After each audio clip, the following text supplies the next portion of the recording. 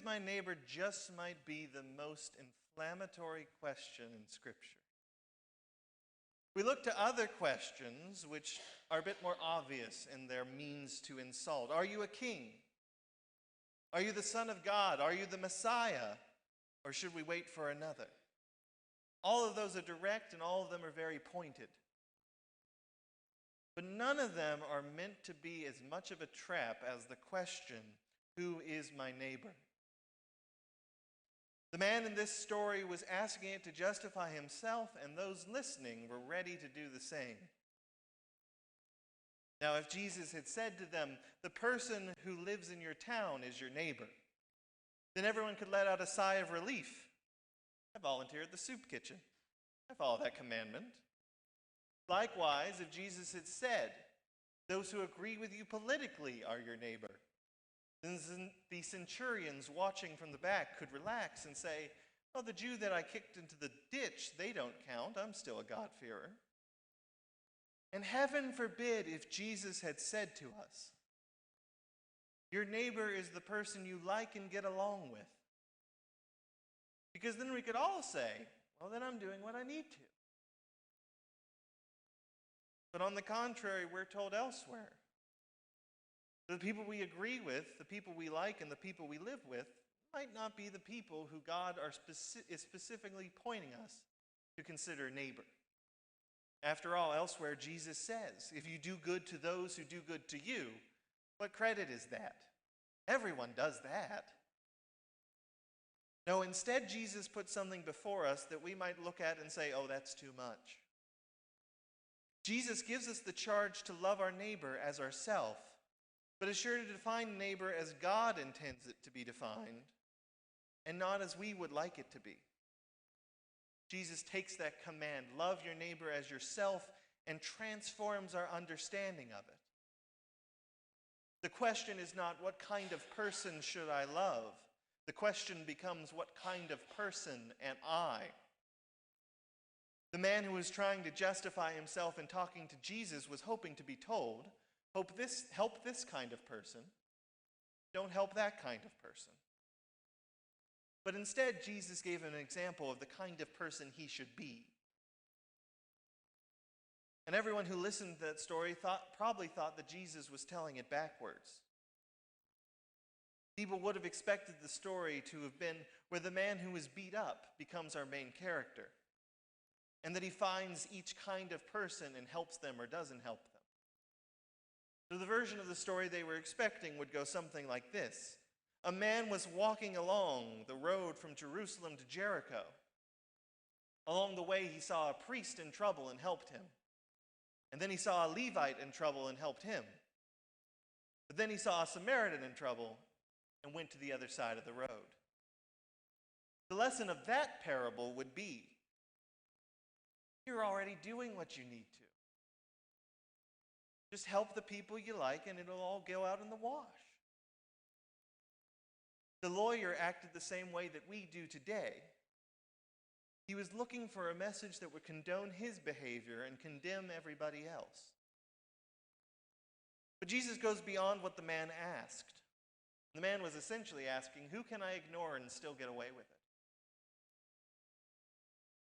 But Jesus tells us we shouldn't go through life asking, who do I have to love? And instead ask the question, am I loving? Jesus asks, or is asked, who is my neighbor? Jesus tells him that anyone who you show mercy to becomes your neighbor. In other words, the only way to love your neighbor as yourself is to be a neighbor to all the needy. In the parable, it is not a powerful person or a person's lineage that determines whether or not we consider them a neighbor. Levites were attendants to the temples, descendants of Jacob like any good Jew would be. Priests spoke on behalf of God, at least in theory. Yet these people did not show mercy to the injured man. These people who were theoretically the most shining example of what it was to be a Jew lost their participation in God's kingdom by refusing to show mercy. The Samaritan enters in as more than an example of what unlikely help can look like. He is an example of God's grace working in us.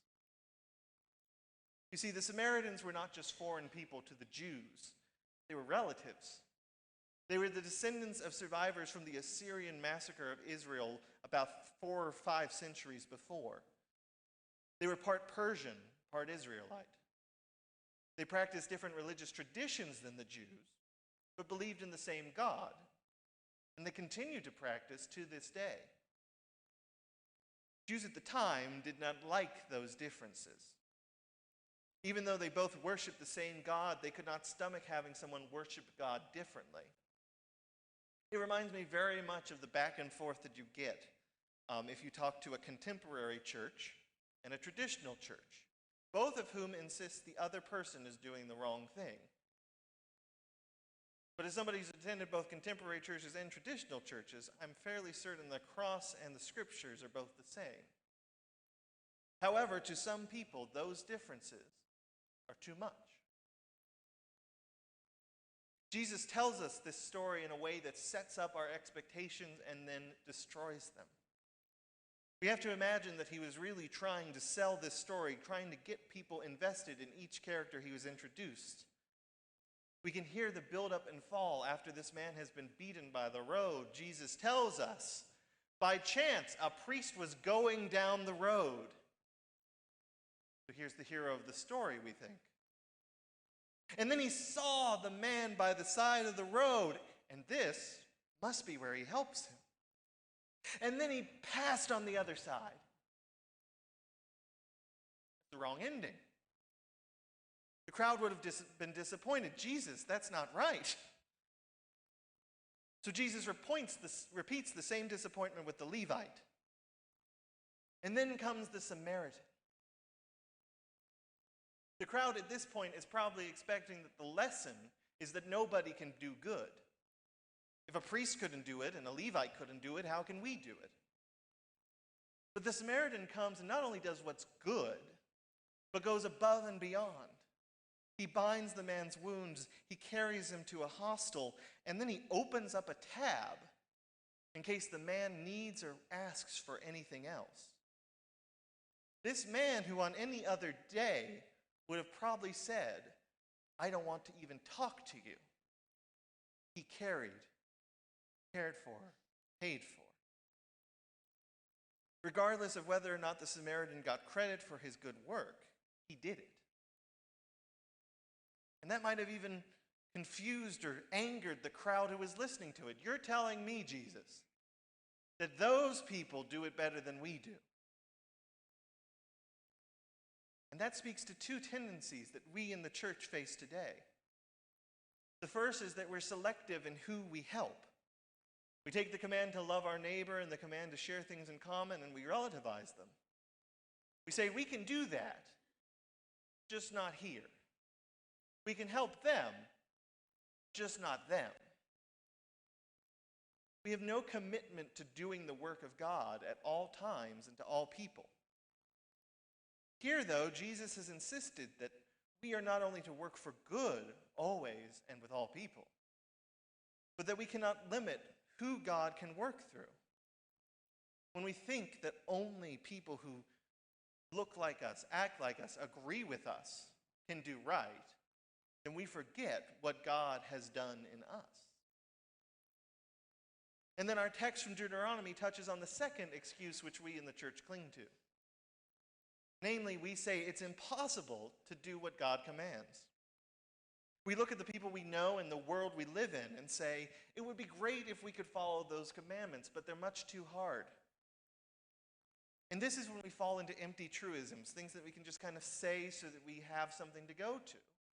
Which leads us to both my favorite and least favorite bumper sticker in the world, which is the bumper sticker that says, I'm not perfect, just forgiven. It's absolutely right, because it takes, I'm not sure about you, but me, it takes about 10 minutes after I get out of bed to prove I'm not perfect. However, if that's my goalpost, I'm just going to keep moving it further and further back. It's true.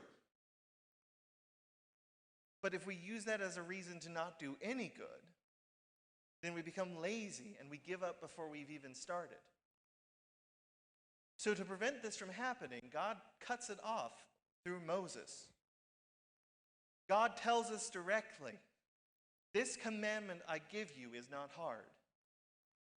Keep in mind, this is Moses to the Israelites. So this isn't love your neighbor as yourself and love the Lord your God. This is 614 commandments, 365 positive and the rest negative. And here's Moses saying they're not hard. Translated another way, he's saying they're not mysterious. They're not a secret.